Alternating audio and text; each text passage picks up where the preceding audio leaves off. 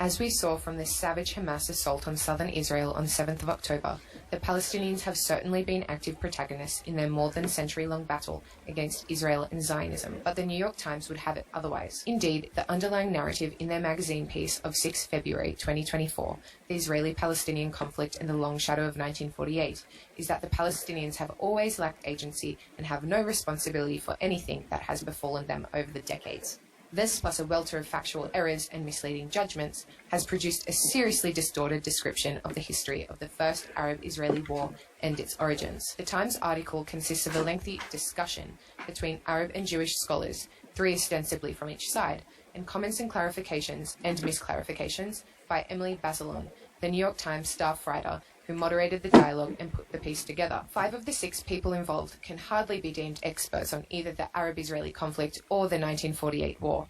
Only one, Itamar Rabinovich, a former Israeli ambassador to Washington, has published works of some relevance. The Road Not Taken, 1991, on the clandestine post-1948 Arab-Israeli peace talks, and The War for Lebanon, 1984, on the Israel-PLO war of the 1980s. During the discussion, the 3 Arab panelists, Nadim Bawalsa, an associate editor of the Journal of Palestine Studies, Lena Dalashe, who is writing a book on Nazareth in the 1940s and 50s, and Salim Tamari, a sociologist from Birzeit University in the West Bank, almost uniformly toe the PLO or Hamas line, which is indistinguishable from propaganda. The drift of the Times article is that the innocent Arabs of Palestine just sat back and watched as suffering victims as the Zionists, Israel, and some international actors, principally Great Britain, did their worst. This is pure nonsense. Throughout the 1920s, 30s, and 40s, Palestine Arabs consistently rejected all proposals for a political compromise and flatly demanded all of Palestine from the river to the sea, and they did not restrict their activities to roundtable discussions. In April 1920, May 1921, and August 1929, Arab mobs, whose passions had been whipped up by religious and political leaders, attacked their Jewish neighbors and passers-by in Jerusalem, Jaffa, Hebron, and Safad, killing dozens in what amounted to a succession of pogroms. The New York Times studiously avoids this word, referring to them only as assaults. Emily Bazelon informs readers that the first bout of violence took place when the 1920 Muslim Nebi Musa festivities in Jerusalem turned into a deadly riot in which 5 Jews and 4 Arabs were killed. Neither she nor any of the panelists mentioned that an Arab mob attacked, murdered, and wounded Jews, or that the crowd of perpetrators chanted Nasrab Dam al-Yahud, "We will drink the blood of Jews." Nor does she tell us that the crowd shouted, "Muhammad's religion was born with the sword," according to eyewitness Khalil al-Sakakini, the Christian Arab educator. After 3 days of rampage and despoliation, British Mandate security forces finally restored order, killing all or most of the 4 Arabs Bazelon mentions in the process. The findings of the subsequent British investigation are included in the July 1920 Palin report, which states, "All the evidence goes to show that these Arab attacks were of a cowardly and treacherous description, mostly against old men, women, and children, frequently in the back." During the 1921 pogroms, which encompassed Jaffa, Hadera, Rehovot,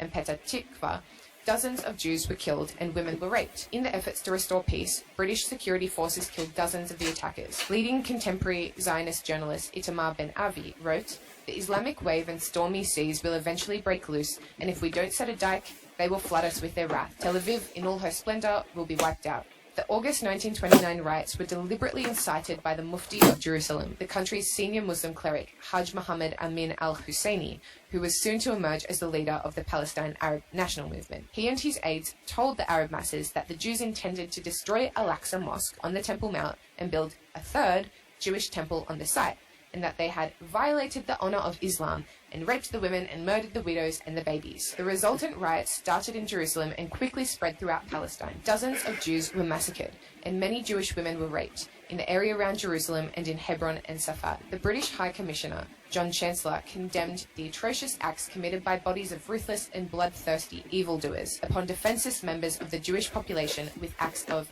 unspeakable savagery. The British Shaw Commission, which investigated the multiple pogroms, concurred. Bazelon comments that in 1929 the Palestinians rebelled against the British and violence broke out over control of the holy sites in Jerusalem. Throughout the New York Times piece, Bazelon uses the phrase "violence broke out" instead of explicitly stating that the Arabs assaulted the Jews, though she does concede that in 1929 Jews were massacred in Hebron and Safad. The Canadian Derek Penslar of Harvard University, one of the 3 Jewish panelists, explains that Muslims thought that the Jews were planning to take over the Temple Mount, and recommends to readers Israeli historian Hillel Cohen's book Year Zero of the Arab-Israeli conflict, 1929, which argues that the Jews and the Arabs were equally to blame for the violence of that year. Indeed, Cohen writes that Jews, not just Arabs, initiated the cycle of murders in Jerusalem that set off the countrywide violence. Penzler's sympathies seem clear here and elsewhere, as when he remarks that many Zionists wanted to believe that they represented progress, the implication being that he thinks otherwise. The panelists then discuss the crucial years, 1936 to 1939, when the Arabs rebelled against the British. The Arabs like to call the previous bout of violence of 1929 a rebellion, though it wasn't, and the British, partly in response, eventually switched from supporting Zionism to supporting the Arabs. In 1936, during a pause in the fighting, the British sent the Peel Commission to investigate matters and propose a solution. The commission, composed of eminent jurists, ex-diplomats and academics, recommended that the British abandon the mandate and that Palestine be partitioned into two states, a Jewish state on 17% of the land and an Arab state on most of the rest. The British were to retain Jerusalem and Bethlehem, together with a thin corridor to the Mediterranean. Penzler admits that the Palestinians rejected partition out of hand. This is true, but he adds, the Zionists split over the proposal. Some opposed partition. More pragmatic Zionists accepted partition in principle but rejected the 17% share as they desired a larger state. This is a misleading attempt to project even-handedness. The inexpert reader is left with the impression that neither the Zionists nor the Arabs endorsed the proposed compromise. In fact, against the backdrop of the Arab revolt and the looming threat of the Holocaust in Europe, the representatives of the Zionist movement, led by David Ben-Gurion and Chaim Weizmann, abandoned their traditional claim to all of Palestine and resigned themselves to partition, although they did hope to negotiate a greater share of Palestine to be earmarked for Jewish statehood. As Weizmann at one point put it, because of the acute need for a safe haven for European Jewry, the movement would accept a state even the size of a tablecloth. The New York Times describes the 1948 war in the same euphemistic terms as the Arab attacks of 1920, 1921, and 1929. The 1948 war, Bazelon explains, simply broke out. This is an obfuscation. What actually happened is that the Arabs of Palestine and the surrounding Arab states rejected the United Nations General Assembly partition of 29 November 1947, Resolution 181, and the following day, militiamen/terrorists ambushed two Jewish buses near Tel Aviv and snipers fired at Jewish passers-by in Tel Aviv and Jerusalem, thus initiating the civil war between the Jews and the Arabs of Palestine. In May 1948, following the Palestinian failure to halt the establishment of a Jewish state, the armies of the neighboring Arab states invaded the country. A similar distortion of the historical record informs the experts' discussion of the international context of the conflict. Blame is laid at every doorstep, except that of the Arabs. The British, who ruled Palestine from 1917 to 1918 until mid-May 1948, are portrayed as gung-ho, pro-Zionist and Arab bashers. The reality was more nuanced. True, in November 1917, London issued the Balfour Declaration, which expressed support for the establishment of a Jewish national home in Palestine. But during the first years of British control, the rulers were frankly hostile towards the Zionist enterprise, and in the years that followed, while they protected the Zionist enterprise, albeit avoiding any explicit endorsement of Jewish statehood, the British sporadically curbed Jewish immigration to Palestine. In 1938 to 1939, the British definitively switched sides. They turned against Zionism and supported Arab-majority rule over Palestine, as presaged in the White Paper of May 1939. This remained British policy until the last days of the mandate. Even as World War II was raging, the British naval blockade prevented Jews from escaping the Holocaust in Europe and reaching Palestine's shores.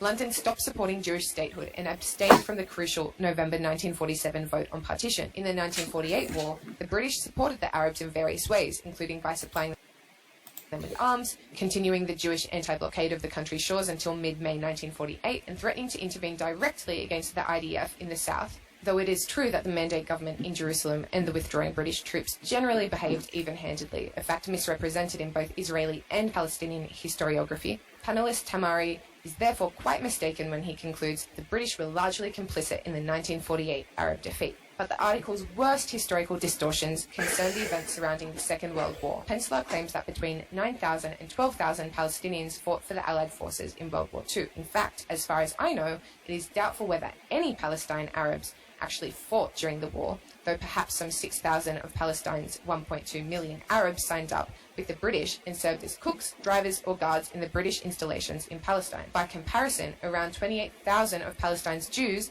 out of a population of around 550,000, joined the British Army, and many of them actually fought in North Africa and Italy in 1941 to 1945. This talk of Palestine Arabs fighting alongside the British is, at best, misleading. Palestine's Arabs, like most of the Middle East's Arabs, would have preferred a Nazi German victory and the defeat of the Western democracies. The British were seen as the common enemy of the Germans and the Palestinians. As Sakakini, a Palestinian nationalist, relates in a diary entry of 1941, the Arabs of Palestine had rejoiced when the British bastion at Tobruk fell to the Germans, and not only the Palestinians rejoiced, but the whole Arab world. This support for Hitler wasn't merely a matter of the old adage that my enemy's enemy is my friend. Mohammed Amin al-Husseini, the leader of the Palestine National Movement, was an outspoken anti-Semite. He aided the 1941 pro-Nazi revolt in Baghdad. When it collapsed, he fled to Berlin, where he spent the rest of the war years enjoying a handsome salary for his work as a Nazi propagandist and a recruiter of Balkan Muslims for the SS. Palestine's Arabs thus assisted in the destruction of European Jewry in two ways. They successfully pressured the British into closing the gates of Palestine to European Jews fleeing the Holocaust, and they supported Germany's efforts to win the war. In radio broadcasts from Berlin, Husseini called on the Arab world to rebel against Britain and kill the Jews. All these inconvenient facts are shoved under the carpet in the New York Times piece. Lena Dalashe does briefly mention that the Mufti made a visit to Hitler, which is often used against the Palestinians, but she quickly adds that, in siding with Hitler, the Mufti was not representative of the Palestinian community. Many rejected Nazism. Bazelon backs her up. In a footnote, she cites Lebanese scholar Gilbert Ashkar's book, The Arabs and the Holocaust, The Arab-Israeli War of Narratives, which, she says, notes articles in the Arab press that denounce Nazi brutality and fascism. Ashkar teaches at SOAS, the London School of Oriental and African Studies. Tamari slightly offsets this whitewashing by adding that by allying with Hitler, the Mufti completely undermined himself with the British and the European states. Towards the end of the panel discussion, Bazelon asks, why did the Palestinians reject partition in 1947? This is the crux of the issue, since their rejection of partition then is arguably the reason why the Palestinians do not have a state to this day. The panelists offer a variety of misleading answers. Abigail Jacobson, a historian at Tel Aviv University and one of the 3 Jewish participants, argues that the Palestinians could not accept a resolution that earmarked 55% of Palestine for the Jews, who only comprised a third of the country's population, while the Arabs, 2/3 of the population, were only awarded 45% of the land. If you were a Palestinian, she asks her readers, would you accept this offer? But Jacobson forgets that most of the land assigned to the Jewish state was the barren wasteland of the Negev desert. She also elides the basic truth, which is that the real reason the Palestinian leadership opposed the resolution was that they opposed the grant of any part of Palestine, no matter how small a percentage of the land, to Jewish sovereignty. In their view, all of Palestine, every inch, belongs solely to the Palestinian Arabs. Jacobson argues that the Palestinian national movement was ready to accept the Jews as a minority within the Arab state. That is correct. But the point is that they were only willing to accept them as such. Tamari takes an even more misleading tack by arguing that while petition was rejected by much of the Palestinian leadership, at least half of the Palestinian political class favoured it, an assertion for which there is not a shred of evidence. He says that the Defence Party, headed by the Nashashibis and the Palestinian Federation of Labour, both favoured partition. But in fact, the Nashashibis did not support partition, and the Palestinian Federation of Labour was a completely insignificant body, if it ever actually existed beyond a heading on stationery. In any case, the Palestinian national movement was led and dominated by the popular Haj Amin and the Husseinis, and no one in November to December 1947 stood up to oppose them over partition. Finally, the article's meagre treatment of the 1948 war is itself fraught with errors. Take Bazelon's introductory paragraph describing the war's second half. Her first sentence is correct. On May 14, Israel declared itself a state. But then she adds, the next day, the British began leaving, and Egypt, Syria, Lebanon, and Iraq attacked the new state, later joined by Jordan. This sentence contains no less than 3 basic errors. Firstly, the British had already begun their staggered withdrawal from Palestine in December 1947 and had lowered the Union Jack on 14th, not 15th of May, though some small British units remained in the north of the country until the end of June 1948. Secondly, Lebanon never attacked Israel. And thirdly, Jordan participated in the pan-Arab invasion of 15th of May rather than joining later. Tamari blithely dismisses the war by saying that the Palestinians and the Arab states were weak and that the Arab defeat was almost a foregone conclusion. But this only seems true in retrospect. In May 1948, the Arab and British intelligence services predicted an Arab victory, and the acting chief of staff of the main Jewish militia, the Haganah, Yigael Yadin, who became the acting chief of the general staff of the IDF, told a worried gathering of Zionist leaders that there was a 50-50 chance of defeat. In truth, at the outset of the war, no one knew how well or poorly the Arab forces would perform. All in all, it is unfortunate that the readers of the New York Times have been given a biased, distorted view of the 1948 war and its origins, at a time when truth and accuracy about the history of the conflict should be at a premium.